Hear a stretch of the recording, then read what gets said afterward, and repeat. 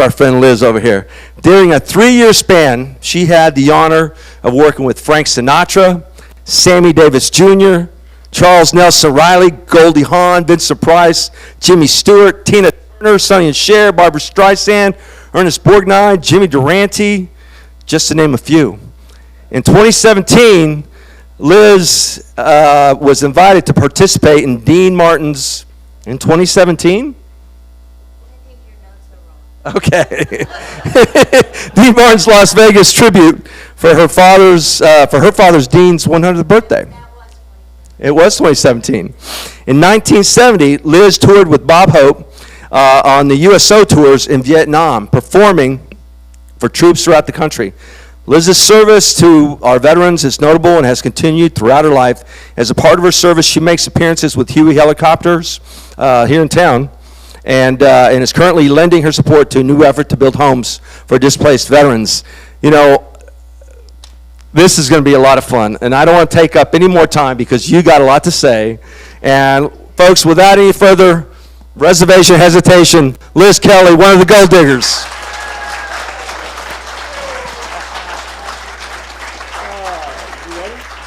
All right. Turn that on. Can you hear me? Hi, everybody. Public speaking and I are not the best of friends, so please bear with me. And I brought my tissue just in case. I wanted to say thank you to Paul Chapa for this amazing opportunity to share with you all tonight. Thank you all for being here. That before I begin, I would like to know how many Army veterans are here tonight. Raise your hand. Go Army! Navy? now, Air Force. Yes! Coast Guard? 1, 2. And finally, Marines. Hoorah! I am a Marine baby. Yes. Are we lucky enough to have any World War II veterans in the audience?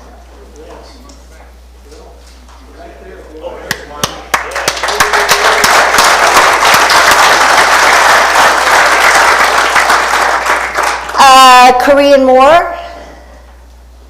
Nobody? Any of my Vietnam veterans here tonight? Yeah! How about Gulf War?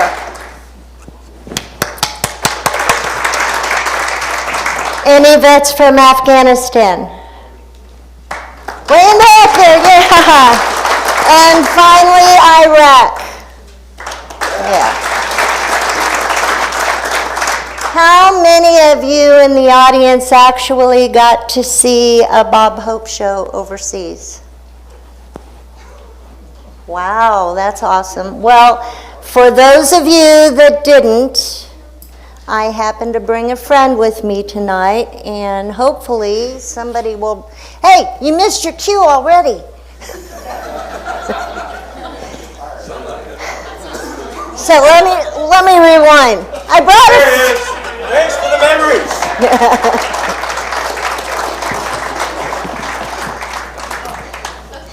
Actually, I brought him for moral support. That's Bob. Okay, so here we go.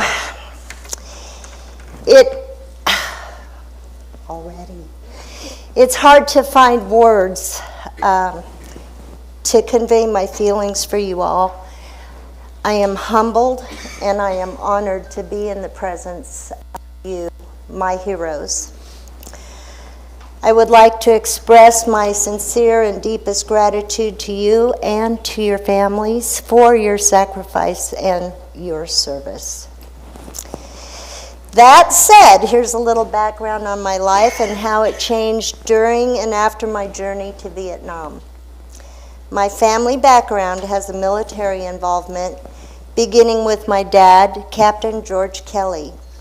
He was a pilot with the Flying Tigers during World War II, headed by Lieutenant General Claire Chennault, best known for his leadership in the Flying Tigers and the Republic of China Air Force. in World War II. While in China, my dad went to an officers' dance and met and fell in love with a local Chinese girl named Len Li from Tianjin, China. That was my mom. Upon leaving China, Dad dressed my mom in a pilot's uniform, snuck her on a plane he was piloting, and smuggled her all the way to the United States. And here I am!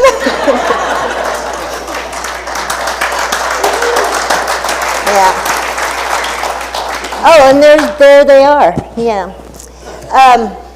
They went to live in Revere, Massachusetts, my dad's hometown where his family resided. I was born in Revere, Massachusetts in 1952. Via several other destinations, we moved to Kansas City when I was 3 or 4, and then to the Raytown area when I was 9. I attended can you hear me? Yeah, St. Louis School, Westridge Elementary, Our Lady of Lourdes, and Raytown South Junior and Senior High Schools. Off and on, I also attended Loretto Academy, an all-girls school. My mom shuffled me there every time I got with my boyfriend in high school. Well, he later became my husband. So how did that work for you, Mom? Sadly, my husband was, not sadly, he was a Vietnam veteran, but he did pass away in 2008, and he's greatly missed. But he was a Vietnam veteran, Air Force. Anyway, during this time, I studied and I became a dancer. Yeah. The rest is history. I began dance classes at the age of 3 or 4 at Flaw Lewis in Kansas City, and then continued to several other teachers. My professional career began at Starlight Theater at the age of 7 years old, where I marched in the Music Man with a big trombone, up the steps and down the steps. But I got to tell you, when I did that show and I got to the top of the steps and saw the audience for the first time, I was hooked. I mean, that was it for me, that I knew what I wanted to do. I became, at 14 years old, the youngest member of the Corps de Ballet at Starlight Theater, and I credit my success to my main teachers, Tanya at Conservatory of Music, and Harding Dorn, who was the choreographer at Starlight. Okay, so moving on, some of the major stars I worked with at Starlight, I later ended up working with in Hollywood. At Starlight, I worked with Tommy Tune, who, by the way, became choreographer for the Golddiggers for a couple of years. I was the only girl he had worked with outside of the Dean Martin show, so he knew my abilities. I worked with Dom DeLuise 3 times before Hollywood. Some of you are probably too young to know who that is. I won't mention who. He became a regular on the Dean Martin show. Also from Kansas City to Hollywood, John Davidson, Phyllis Diller, Angela Lansbury, Carol Channing, Cheetah Rivera, and many more, including Broadway star Ethel Merman, whose heart was also with our troops. Yeah. Since beginning my profession at age 7, I continued working at Starlight every summer through 1969, at which time I headed for California. I left for Hollywood after having enough credits to graduate a year early from Raytown South in 1969. I gained all my extra credits because my mom kept shuffling me to the girls' school to keep me away from the boys. Little did she know. Okay, my major goal in life was to dance with Gene Kelly, or to work with him, or to meet him, or to shake his hand. And that became the very first show I landed after Kansas City. We opened the Gene Kelly Wonderful World of Girls show in Las Vegas at what used to be the International Hotel. I think it's now called the Westgate Las Vegas Resort. Elvis was performing there while we were rehearsing the Gene Kelly show. We saw his show and were invited to his suite afterward. But our producer wouldn't let us go. I wonder why. We saw Ike and Tina Turner, they were also performing in the lounge at the same hotel. And a little side note, I just saw the Elvis movie, and they showed the International Hotel quite a bit. So I sat in that chair just kind of going, whoa, where did time go, you know? Anyway, I lied about my age to get this job with my idol, Gene Kelly. I got in big trouble because I told them I was 18. I was 17. But I was going to turn 18 during the run of the show, so I didn't think anybody would notice. Yeah, well, I got caught when we went to get our sheriff's card, which is something that's required for you to have to work in Las Vegas. Fortunately for me, our producer got me out of that mess. I did not get fired. I did not get sent home. It was a close call. I didn't get fired, but I got the look. You know that look that's more powerful than any physical punishment you could get? Yeah. From there, Greg Garrison, producer of the Gene Kelly shows and the producer for the Dean Martin show, asked me to join the Golddiggers, which began my journey to meeting Bob Hope and the Golddiggers being invited to tour with him in Vietnam. Bob Hope was the main entertainer for the USO tours, United States Organizations, or as we called it, United States Overseas. This organization began in 1941. Bob Hope completed 57 USO shows and took them to several war zones throughout his career. He performed 8 tours to Vietnam starting in 1964 and finished his last tour in Guam and Diego Garcia in the Indian Ocean in 1972. Before our tour in 1970, I made headline news. I overslept and missed all the send-off activities and almost missed the plane. I made the cab driver speed to the airport just in time to catch the plane taxiing down the runway. They stopped the plane mid-takeoff and literally threw my luggage on the plane, then threw me on after. Mr. Hope and the rest of the crew were silent as I rounded the corner to take a seat. Yikes. I thank God today there was no such thing as social media, and that it took a long time for my parents to get that news. Yet another time I didn't get fired, but I got the look. I got several looks that day. Mr. Hope thought my being late story was funny enough to put this stunt of mine in his book, The Last Christmas Show. The 1970 chapter is titled The Pot Boils Over.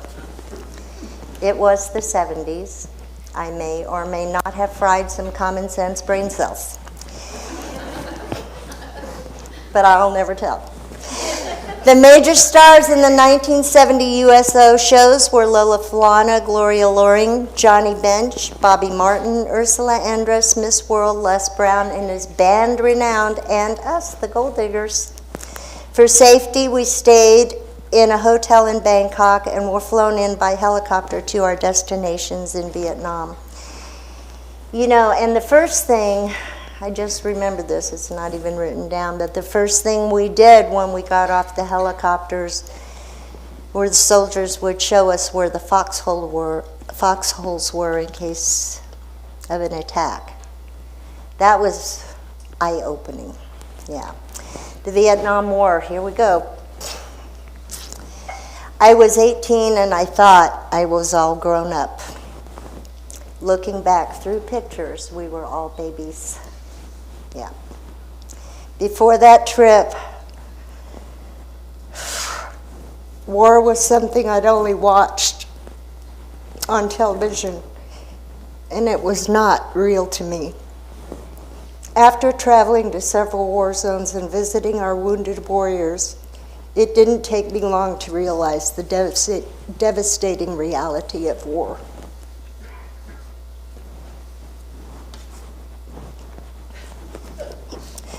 War is very real, very humbling, and very frightening. It changed me and who I was going to be for the rest of my life. Seeing the war up close and visiting our wounded warriors in Vietnam made me put on my big girl panties and grow up fast. It humbled me and changed my values. From that tour on is when I became a true patriot. Thinking back on all the memories from that journey still touches my heart deeply, not only for our Vietnam veterans, but for any veteran of foreign wars and for all our soldiers still serving near and far. I had no idea the impact we and our shows had on our soldiers until I began working with veterans back home. A friend of mine shared an article from Christmas Day 1970 that I'd like to share with you, if that's okay. Is that okay? Okay. His name was Rob Struck. He was a 21-year-old male clerk stationed with his unit in Phuoc Bin, about 55 miles north of the Army base in Long Bin, the site of Bob Hope's 1970 USO Christmas Day show. Struck's company commander gave permission to a dozen or so GIs to see the show, if they could find a way there and be back on duty within 24 hours. Struck quotes, "I jumped into the back of a Jeep and rode over 2 hours to Long Bin's huge outdoor amphitheater to see the show. We got there several hours before the show started, but the place was already jam-packed with soldiers, some 15 to 20,000 GIs, I was told. That was my view from the stage." Yeah.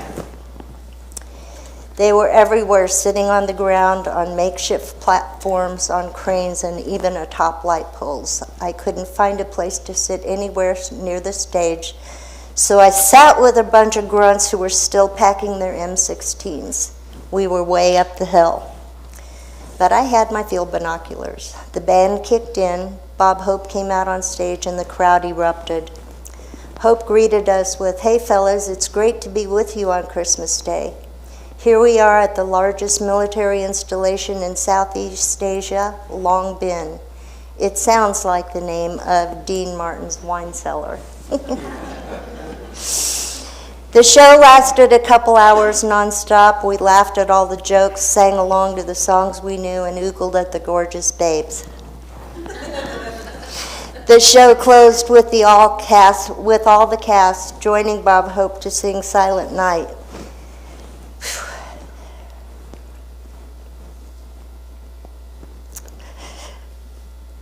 Sorry.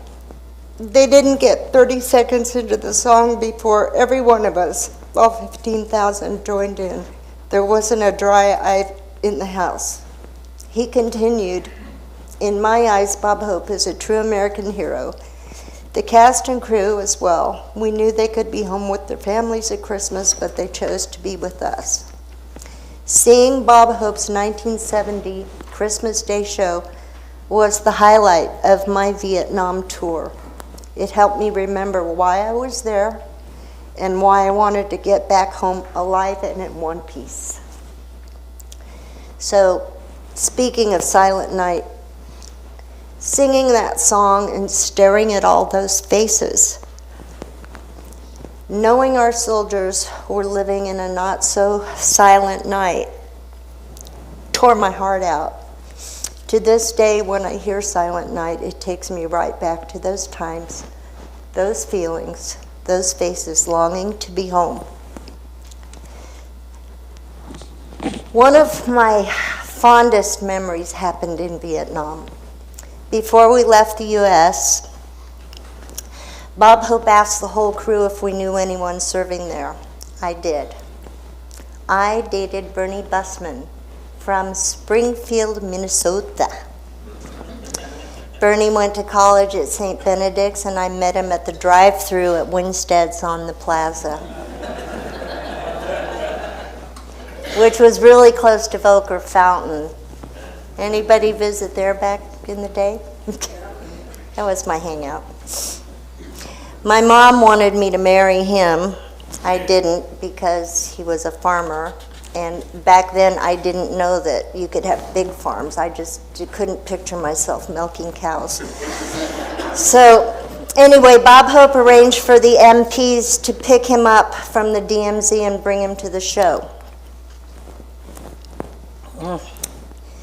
I will never forget standing behind the stage waiting for him to arrive.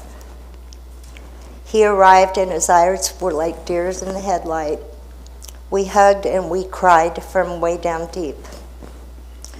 My 6-foot-tall, handsome Bernie collapsed in my arms. He had changed not only in looks, but also from the fun-loving guy I had once dated.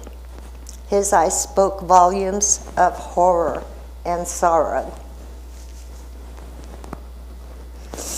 When I arrived home, I got a package from Bernie Bussman, and I brought this gift to share with you. On the front pockets, it says, Liz Kelley, Golddiggers. And on the back, it says, Bussman likes it. I thought, wait, that's not his name. And then I thought, oh, Bussman likes it. Yeah.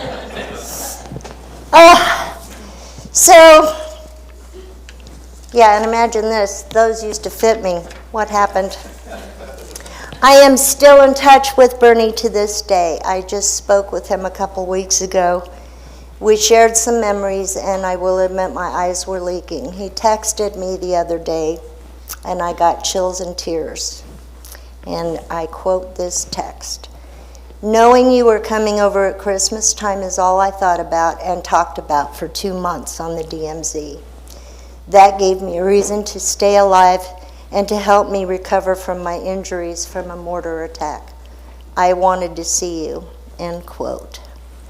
Well, Bernie did get to see me, and we share a bond that can never be broken.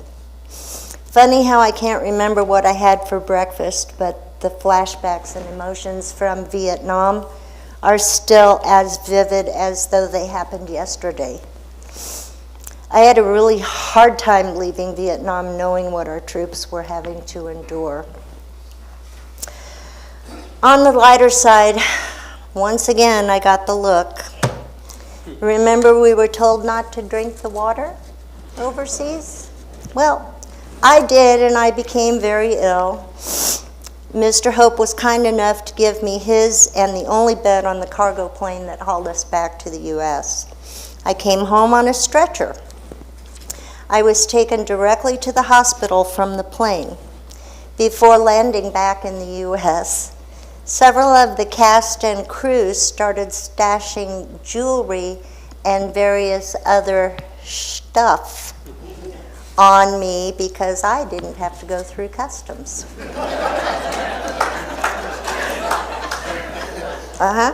The hospital staff must have thought I was extremely popular due to all the visitors I had picking up their jewelry and stuff.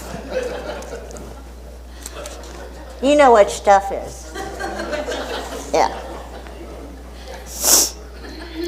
If I have to explain it, you weren't there in the 70s. When I returned to Hollywood, I continued with Dean Martin and the Golddiggers. We even had our own television show for 2 years called The Golddiggers Today. I got the look once again by getting married while under a 7-year contract that I had failed to read. I thought, contract, oh, money, sign it. I didn't read it. Oops. And in 1973, due to some work issues in Mexico, we, the Golddiggers, all disbanded. Greg Garrison then hired a whole new group. On returning to Kansas City in 1978, I appeared in many local television shows, commercials, print ads, voiceovers.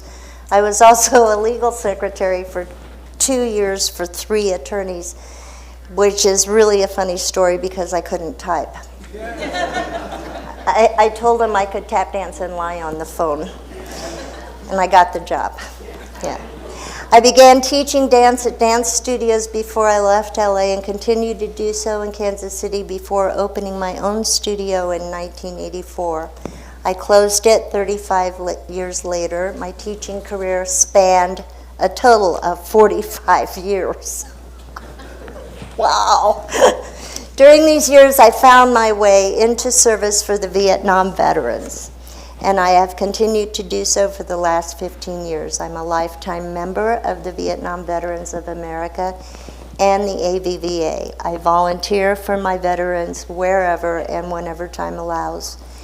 In retirement now, I spend my time working as a wardrobe/dresser assistant at Starlight, so I've really come full circle. I still teach privately and choreograph wedding dances. I work with my Veterans Chapter 243, Lee Summit! Yeah.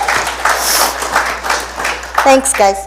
Chapter 243, Lee Summit, has the Huey 970, an original that was flown in Vietnam and shot down 4 times. You can still see the bullet holes. We had veteran Phil Greco who flew in this bird and was shot down in it and thankfully survived. He passed away last year and is greatly missed. We also have 2 other veterans that flew Hueys. Most of the veterans who see this bird say that it was the most welcome sight and sound they ever heard in Vietnam. Phil Greco always wore a shirt that said, "I may be deaf, but I can hear a Huey a mile away." No one can estimate the number of lives the Huey has saved. My chapter raises money for the upkeep and storage of our beloved Huey. We sell products at events and contribute to veterans in need through many organizations. On Christmas Eve, we go to the VA, but we haven't been able to do that the last couple of years because of COVID, but hopefully we can get back to it soon. The most rewarding part of my volunteer work is pinning veterans with their 50-year anniversary welcome home pin and honoring them with the welcome home they never received after Vietnam.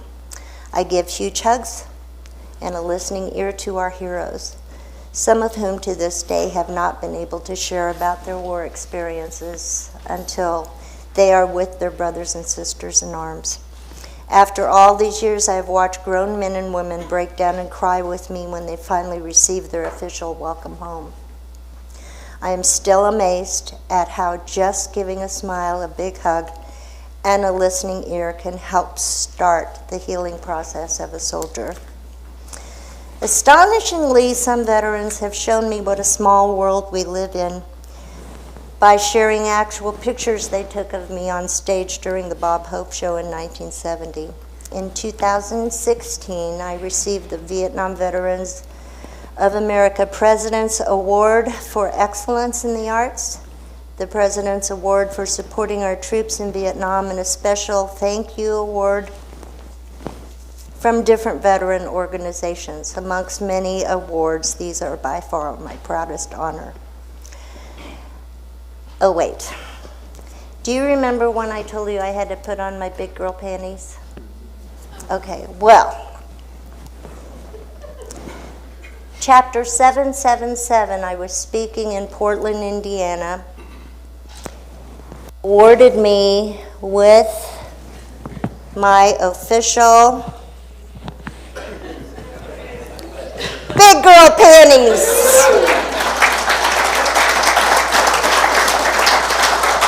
See, it says big girl panties, back blast, right leg, left leg, you know. They also gave me some socks that say, this end up, right foot, left foot. So I cherish these. The sad thing is I used to think these look big, now I think they'll fit. I just don't know what's going on. So anyway, if you get a chance to get to Portland, Indiana, you should go to see the Soldiers Museum. It's quite impressive. Anyway, seriously, Vietnam was truly an amazing and eye-opening and life-changing experience. It was the journey of a lifetime. We traveled 609 miles in 2 weeks, 3,900 miles around Bangkok in Vietnam. We entertained at West Point, Germany, Alaska, Korea, the JFK aircraft carrier in Vietnam. Vietnam, all I can say is that this experience changed my priorities. It changed my life and lives deeply in my heart and soul. To sum it all up, I budded in my youth.